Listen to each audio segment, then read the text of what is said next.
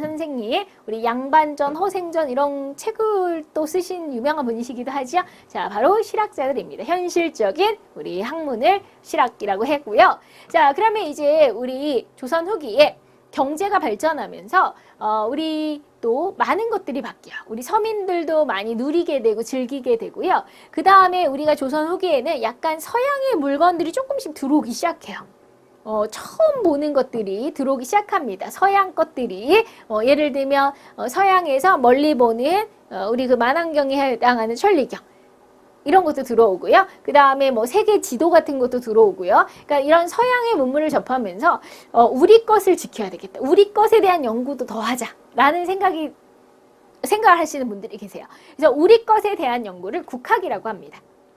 우리 것에 대해서 연구를 하죠. 국학. 그래서 대표적으로 국학에는 이제 이런 것들이 있는데요. 유득공의 발해공. 자, 그러니까 우리 게 뭐냐면 우리의 말, 우리 역사, 우리 지리, 우리 거를 연구하자는 거죠. 그래서 우리 역사를 연구에 있어서 우리 유득공 선생님은 발해고, 발해 역사에 대한 처음 언급을 하셨어요. 발해는 우리 역사다 이거죠. 유득공의 발해고. 그 다음에 우리 지리에는 이중환의 택리지, 그리고 우리나라 지도를 그리신 김정호의 대동여지도. 자, 이런 게 있고요. 자, 그 다음에 국어 연구를 하신 분이에요. 국어, 네, 우리 글. 자, 신경준의 훈민정음문의 유희의 언문제. 자, 그래서 우리 것을 연구하는 국학. 국학자들도 다 실학자라고 합니다. 현실적이고 민족적이고. 그러한 학자들이니까. 자, 그리고 우리 서민들의 문화도 발전하게 돼요. 우리 서민들. 자, 여러분 생각해 보세요. 여러분의 주머니에 돈이 없습니다. 그러면 당장 정말 끼니를 걱정해야 된다면 우리가 이렇게 여유 있게 놀거나 이럴 수가 없죠. 그런데 여러분들이 주머니에 돈이 많아요. 밥을 먹고도 돈이 남아요. 그러면 뭐하고 놀지? 이제 놀거리를 생각하죠. 똑같은 심리예요. 자, 옛날에는 우리 농민들이요, 먹고 살기가 힘들었어요. 그런데 이제 조금 경제가 발전하고 주머니 사정이 좀 좋아지니까 그럼 좀 뭐하고 놀지? 자, 놀거리를 생각하는 거죠. 그래서 서민들의 문화가 발전합니다. 경제적인 여유가 조금 생긴 거죠. 거기다가 우리 서민들도 이제 공부도 좀 했어요. 자, 기본적으로 뭐 예를 들면 서당에 가서 훈장님한테 하늘 천따지 이렇게 약간 글도 좀 배우고 약간 수준도 높아진 거죠. 자, 그래서 서민들이 즐기는 우리 문화들 대표적으로 한글 소설. 한글은 쉽잖아요. 그러니까 특히 우리가 최초의 한글 소설이라는 홍길동전, 뭐 춘향전 이런 것들. 자, 그 다음에 흥부놀부 이런 거 있잖아요. 이런 것들이, 우리 한글 소설로 사람들한테 인기가 많았고요, 서민들한테. 그 다음에 원래 그 양반들이 시를 쓰죠. 시조를 써요. 근데 이 시조 중에서도 형식을 파괴한 시조예요. 그게 바로 사설시조입니다. 이런 것도 즐기고요. 그 다음에 우리 판소리. 그죠? 소리꾼이 있으면 그 옆에서 북쳐주시고 얼쑤 막 이러면서 판소리, 그 다음에 얼굴에 딱 복면가왕처럼 딱 탈 쓰고 네, 탈춤하는 탈놀이, 그 다음에 우리 아무나 그림 그리면 그게 민화가 돼요. 그래서 서민들이 그림 민화 이런 것들이 서민 문화가 발달한다는 걸 보여주는 거죠. 서민들도 다양한 걸 즐긴다. 노는 걸 싫어하는 사람 없잖아요. 그래서 옛날에도 서민들도 다양한 그 문화를 즐겼다 이렇게 보시면 되고요. 자, 이제 예술을 보시겠습니다. 그림. 그 당시에는 또 우리 정선 선생님이 진경산수와 자, 풍경을 그리는 거예요. 진짜 경치처럼. 그래서 우리 금강산 찾아가자 12,000봉 이러는데, 자, 금강산의 그 아름다운 봉오리를 그렸던 금강전도, 그리고 우리 인왕산, 비가 온 다음에 이제 그 인왕산의 모습을 딱 그린 인왕제색도, 자, 이런 것들이 진경산수화라고 하고요. 그 당시에 또 우리 그림에 있어서의 대가시죠. 김홍도, 신윤복. 자, 그래서 우리가 또 역시 드라마나 영화의 그 주인공으로 많이 나오죠. 김홍도, 신윤복. 그래서 우리가 풍속화. 우리 서민들의 모습을요, 정말 있는 그대로, 약간 김홍도 선생님 그림은 익살스럽게, 네, 서민들이 뭐 예를 들면 씨름을 하는 모습이라거나 그 서당에서 훈장님한테 막 애가 꾸중 듣고 막 벌 서고 있는 거라던가 그 옆에서 아이들이 낄낄거리고 웃는 모습, 이렇게 굉장히 생동감 있는, 자, 그러한 우리 서민들의 문화를 보여주는 이제 풍속화. 네, 그래서 김홍도. 근데 신윤복 선생님은 주로 이제 여자들을, 그래서 우리 미인도가 나오죠. 주로 여자들을, 부녀자들을 많이 주인공으로 그렸어요. 그렇기 때문에 여자들을 워낙 많이 그리니까 소재로 신윤복이 실제로 여자가 아니었을까. 그래서 남장을 한 여자가 아니냐. 뭐 이런 스토리로 막 드라마나 영화 많이 나왔잖아요. 그죠? 네, 그래서 자, 그 정도로 우리 김홍도 신묘 유명한 화가였고요. 그래서 그 당시에는 뭐 미나까지 해서 이런 그림들이 유행을 하더라. 그 다음에 뭐 수원화성이라는 멋있는 건물도 나오고, 그 다음에 그 당시 조선시대 그 후기에는 뭐 청화백자, 하얀색 백자인데 약간 무늬가 푸르게 들어간 이런 거, 그 다음에 서민들의 그 뚝배기 같은 그 옹기라는 그릇도 나오고요. 네, 그 다음에 김정희 붓글씨 추사체 유명하고요. 그 다음에 우리 아까 전에 그 실학자 중에 연암 박주선생의 양반전 허생전은요, 한문으로 쓰여진 소설입니다. 한글 소설이 아니고 한문 소설이에요. 네, 그래서 이제 한문으로 이런 소설도 지으셨고요. 자, 그 다음 이제 우리가 서양으로부터 여러 가지 과학 기술이 전해져서 화포가 들어오고, 만원경, 천리경, 그 다음에 우리 시계, 자명종, 그 다음에 고려만국 전도란 세계 지도가 이렇게 서양에서부터 들어옵니다. 그러니까 우리가 자꾸 이런 걸 접하면서 이제 세상을 보는 눈이 자꾸 달라지는 거죠. 그때 이제 우리 허준은 우리 의학서 동의보감, 유네스코가 지정한 세계 기록유산에 해당하는 자, 허준의 동의보감을 또 완성이 되고, 그 다음에 또 우리 이재마 동의수세보원이라는 책을 짓는데, 이재마 선생님은 우리 체질, 자, 우리 사람은 4개의 체질이 있다. 소양인, 소음인, 태양인, 태음이 있잖아요. 그거 구분하신 분.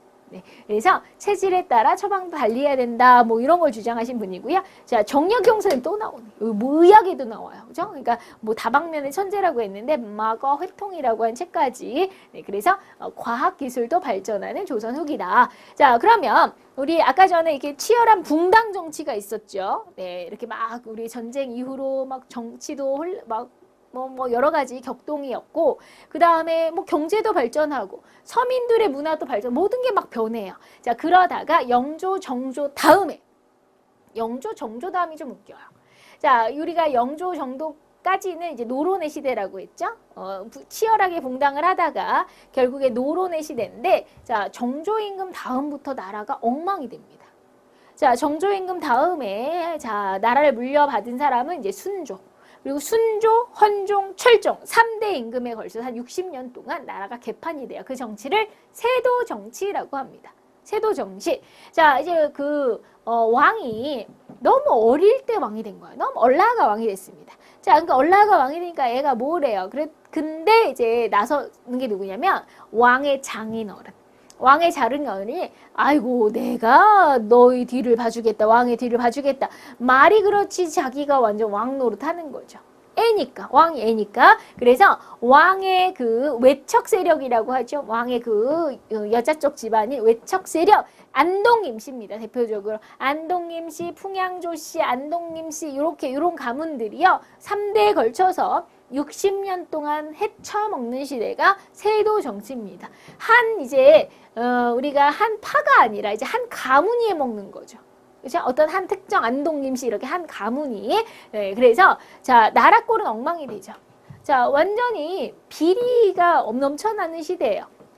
이때는요, 매관매직. 그러니까 예를 들면 이제 안동김 씨한테 잘 보이려고 가서 아유 저 사또 자리 하나 주시죠. 한 뭐 1억 갖다 줘요. 자, 그럼 사또 자리 받아요. 그럼 제가 사또가 됐어요. 뇌물로 된 거죠. 자, 근데 아이고 1억이 아깝네요. 그러면 사또 된 다음에 백성들한테 그 1억 본전 찾으려고 하겠죠. 이렇게 이제 백성들만 죽어난다는 거죠. 자, 매관매직뿐만 아니라 과거시험 부정. 옛날에도 과거시험 부정이 있어요. 자, 이제 컨닝을 한다거나 대리시험. 다른 사람이 가서 대신 시험 쳐준다거나 뭐 이런 것들도 옛날에도 다 있었던 겁니다. 그리고 탐관오리 횡포, 그러니까 농민들이 힘들죠.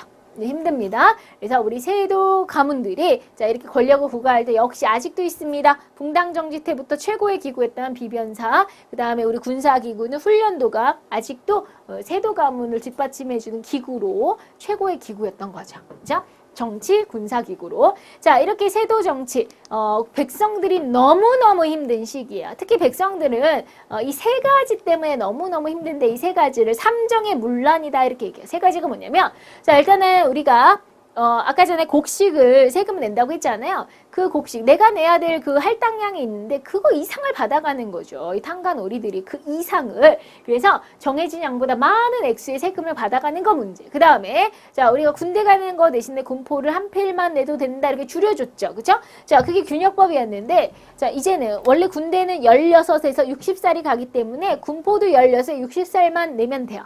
근데 만약에 우리 집에 뭐 5살짜리 아기가 있어요. 그러면 그 5살짜리 애한테도 군포 내라 날라오질 않나? 아니 뭐 시아버지가 돌아가셨어요. 아니면 이미 뭐 70이 넘었어요. 그럼 이제 군포 안 내는 나이고 이미 죽었으면 사람이 없잖아. 그런데도 군포 내라 나오고 뭐 이런 식으로 뭐 다른 사람들한테까지 부과된 군역에 나가지 않아도 되는 사람들한테까지도 뭐 군포를 받아낸다거나 이거 뭐 비리가 넘쳐나는 거죠. 제일 심각했던 건 또 이번에 환곡입니다. 환곡.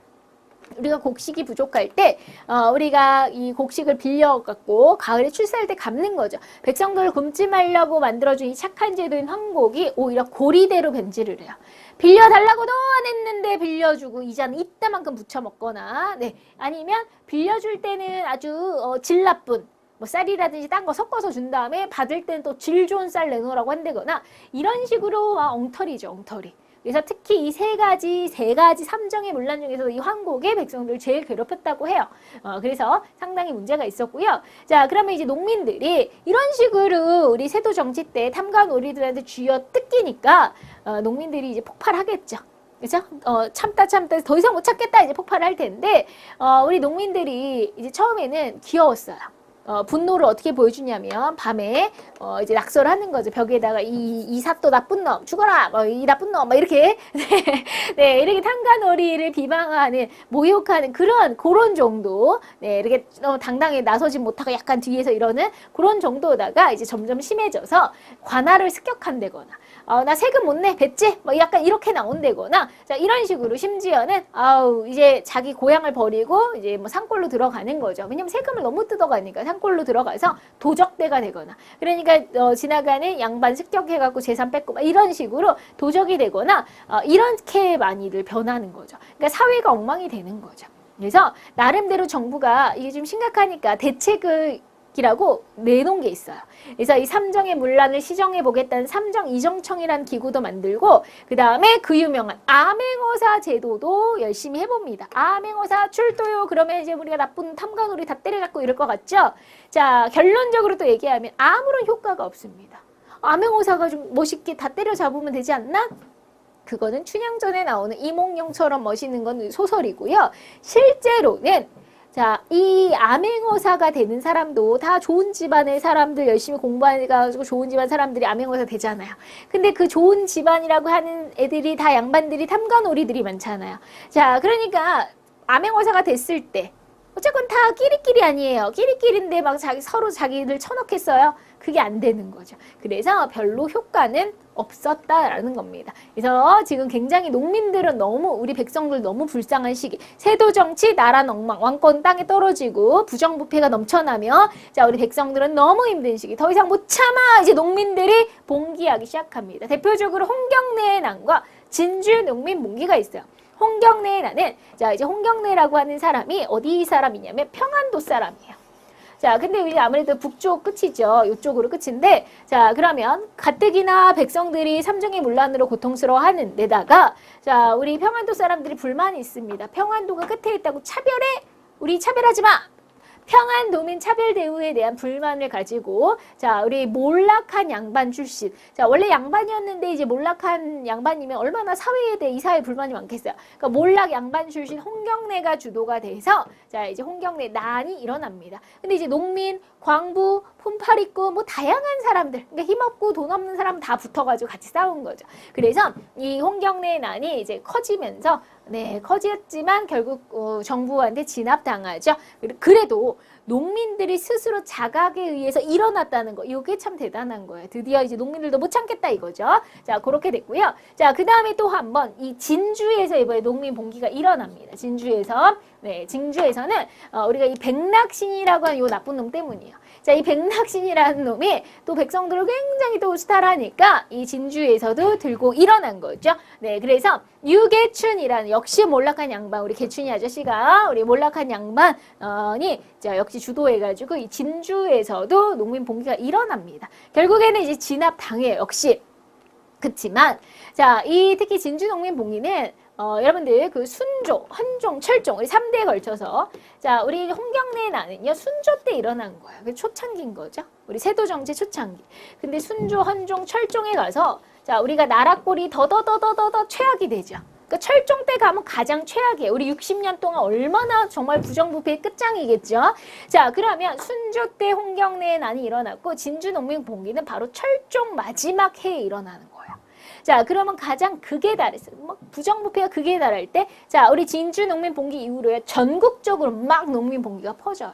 그래서 오죽하면 1862년을 임술년에 농민들의 봉기가 어마어마하게 일어나는데 임술 농민 봉기라고 말할 정도예요. 그래서 이 농민 봉기가 최대에 이르는 시기고요. 결국 그래서 그 다음에 이제 철종이 끝나고 이제 고종으로 바뀝니다. 세도 정치가 끝나요. 고종 때 가서. 그래서 지금 가장 극에 달았기 때문에 농민 봉기들이 막 터지는 거죠. 그죠?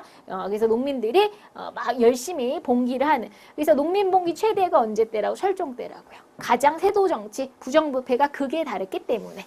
자, 그러면 이렇게 봉기까지 일어날 정도인데요. 자, 우리 백성들 먹고 살기 힘듭니다. 먹고 살기 힘들 때 우리가 의지하는 게 하나 있네요. 바로 종교죠.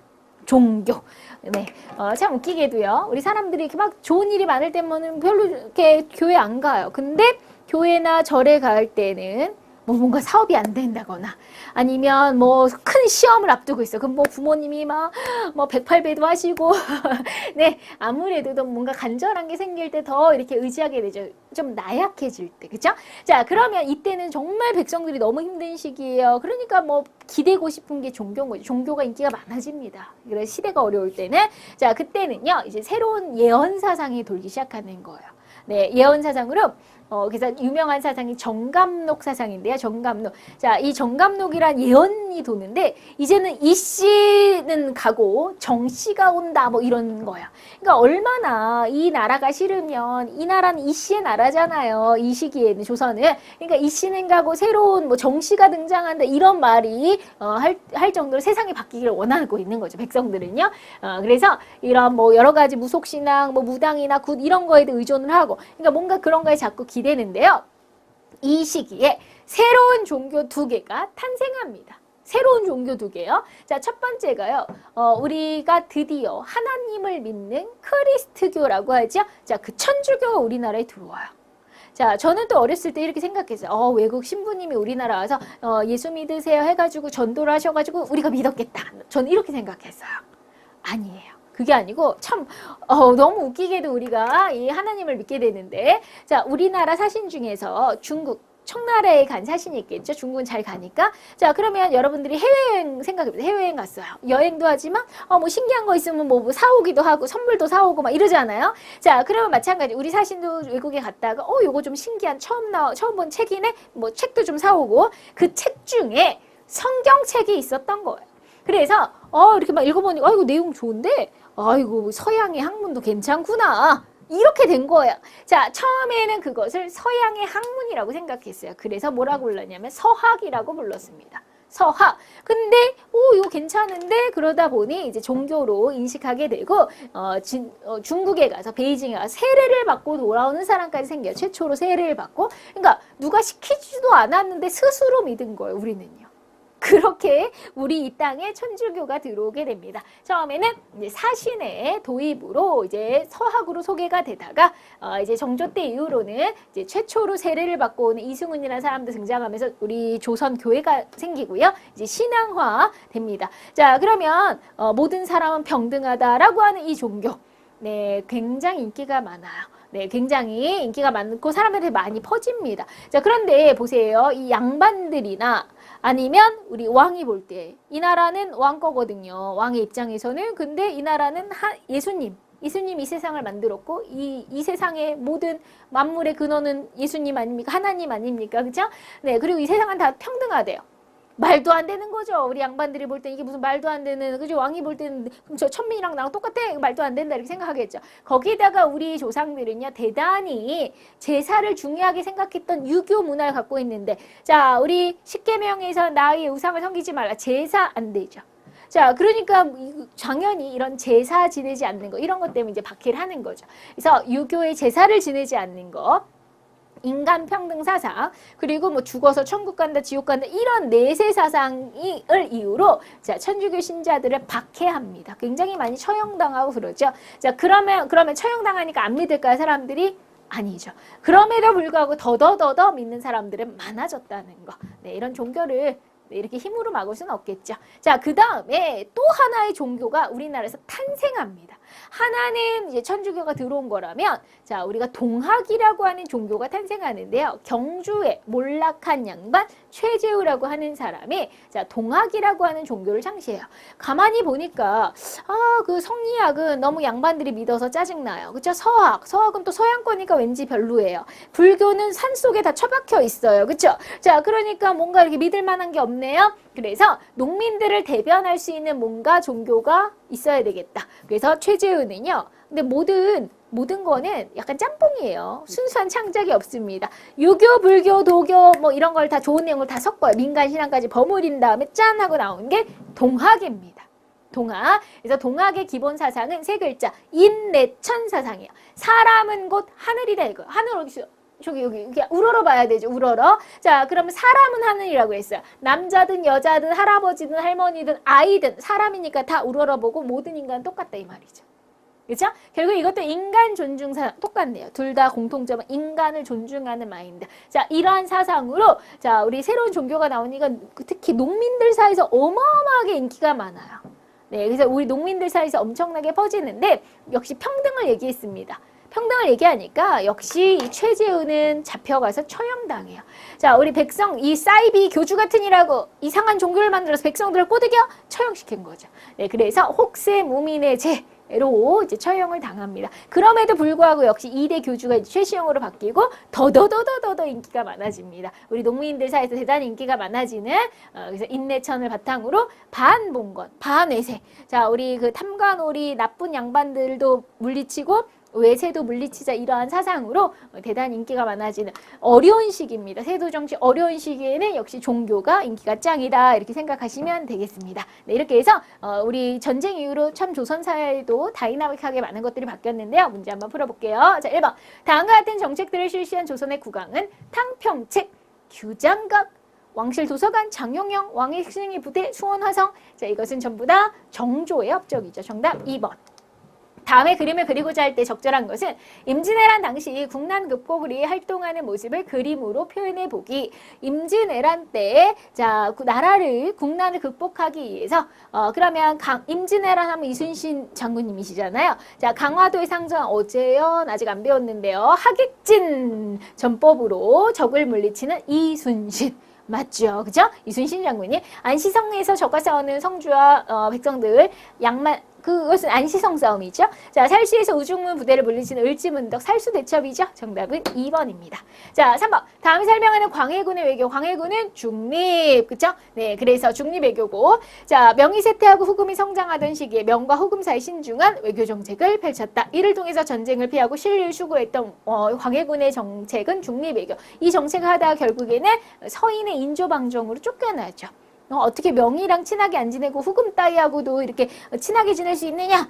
이러면서 그래서 광해군의 정책은 참 좋았는데요. 4번입니다. 자, 다음에서 설명한 정치 세력은 향천에서 서원과 향양을 통해서 세력을 확대했고요. 서원조 때 동인과 서인으로 나뉘면서 붕당 정치가 시작됩니다. 자, 우리 바로 사림이죠. 사림이 나중에는 동인, 서인, 남인, 북인, 노론, 소론 이렇게 막 나뉘면서 붕당 정치가 시작이 되죠. 바로 사림입니다.